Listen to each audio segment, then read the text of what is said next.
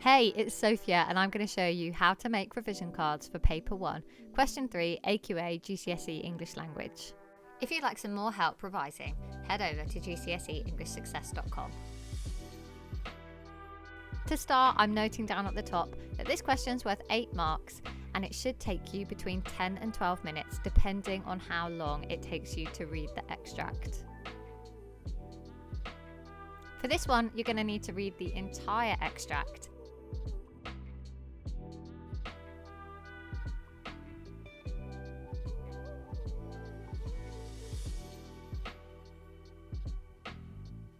The first thing I want to make sure I've got down is which assessment objective this question is assessing. So this makes a bit of a list of success criteria so we know exactly what's expected of us when we answer this question.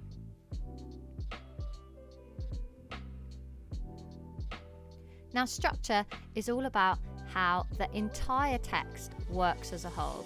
So you need to make sure that you're analysing the start, the middle and the end of the entire extract.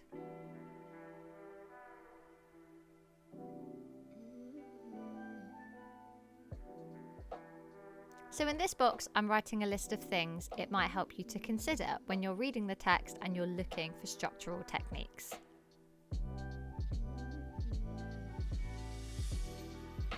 So important things to consider are how the mood, focus and atmosphere changes as the text progresses. Perhaps the writer is drawing something out to create suspense or tension. Perhaps the reader is on a bit of an emotional roller coaster. Perhaps there's a big build-up to a climax. Or perhaps the story is not told in the order in which the events happened. These are all things you need to be looking for as you read the extract.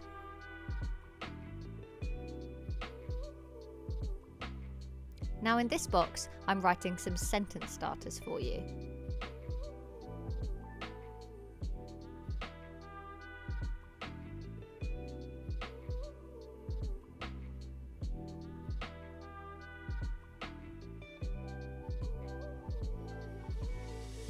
So you want to write 3 paragraphs, and at the beginning of each paragraph you want to say at the start of the extract, or in the middle of the extract, or at the end of the extract, so you have 1 paragraph focused on each.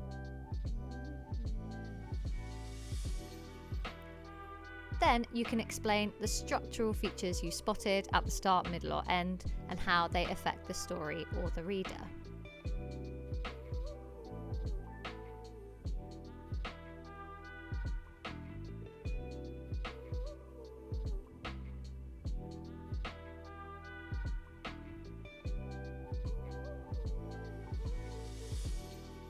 In this final box, I'm noting down a list of structural features, and we need to correctly identify the structural features, and that counts as our subject terminology, which we saw in the success criteria for AO2.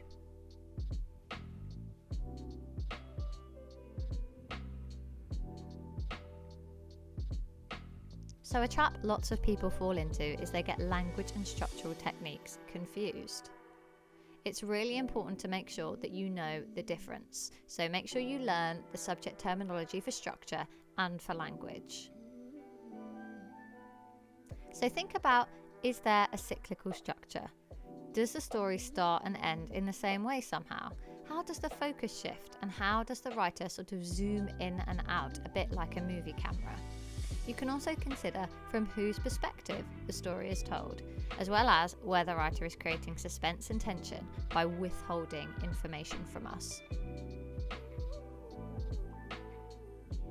In terms of sequence, you've also got a flashback and a flash forward, where the story might go forward or back in time. A polysyndetic list is a list that uses the word "and" between every item, and an asyndetic list is one where only commas are used between every item, with no "and" at the end. When you're considering individual sentences, such as asyndetic or polysyndetic lists, or individual instances of repetition or lots of exclamation marks, for example, you must consider how they impact the whole text. How do they affect the focus, the pace, the reader's feelings at that part of the text as a whole? Now, this may not be an exhaustive list, and you might need to look up some more of the techniques that I've not had time to define for you. But there we have our finished flashcard for paper 1, question 3. Now we're going to flip over so that I can show you what an example paragraph would look like.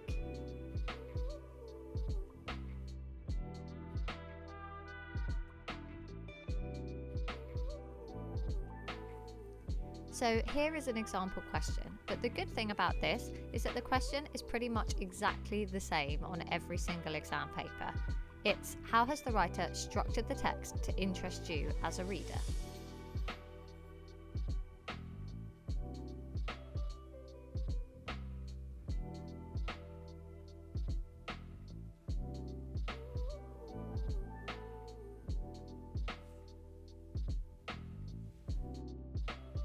Now up here I'm writing the 3 steps I would take in order to answer this question.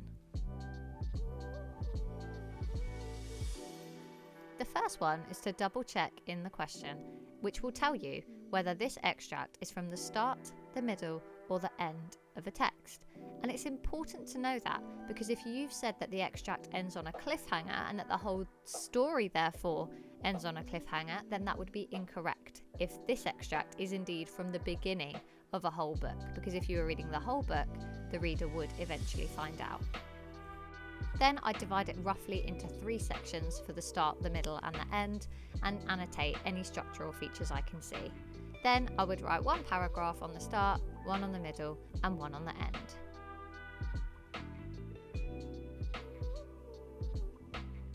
The example I'm writing is from the June 2019 language paper 1, and I'm writing a paragraph on the middle of the extract, so this would be your second paragraph of a full answer.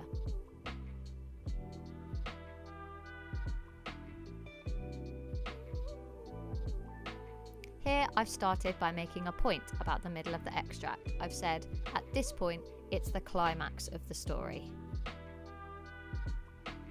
In my next sentence, I'm noting another structural feature because this actually turns out to be an anticlimax for both the reader and for the character in the story.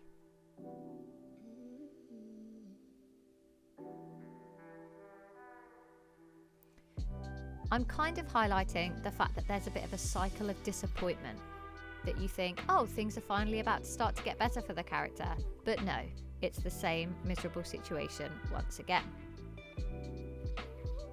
However, I'm then moving on to note how the narrative focus changes.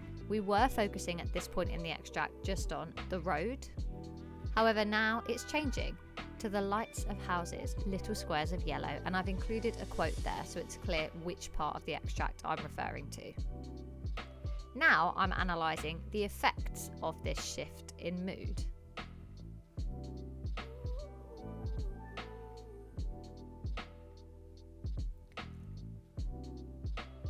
I've said this actually foreshadows better things to come for the character. It seems more positive. But then I'm moving on to the final part of the extract, which is a nice introduction to my last paragraph, which I would write on the end of the extract. I've said, by the end of the extract, our hopes are dashed once again with Hartop's harsh dialogue. Don't worry if you don't understand in terms of who the characters are and what happens in the extract. That's not important. I'm just showing you how I would approach writing 1 paragraph, making sure that I've included everything we need in our list of success criteria.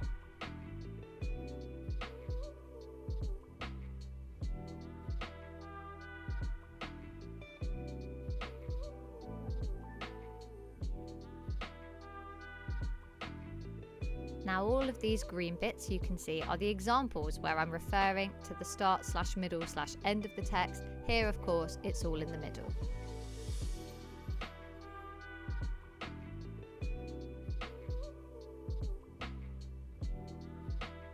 In pink you can see where I've used subject terminology. I've referred to lots and lots of structural features from that list on the other side of the revision card.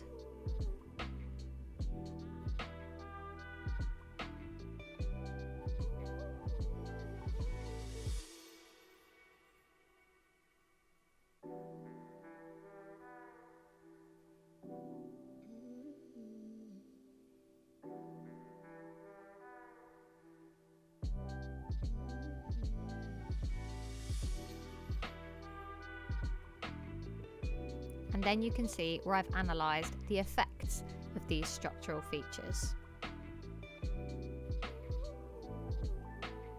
And there we have it, our finished revision card with an example answer on one side and then subject terminology, success criteria and sentence starters on the other. Make sure you check out the other revision cards in this Language Paper 1 series and head to GCSEEnglishsuccess.com for more revision help.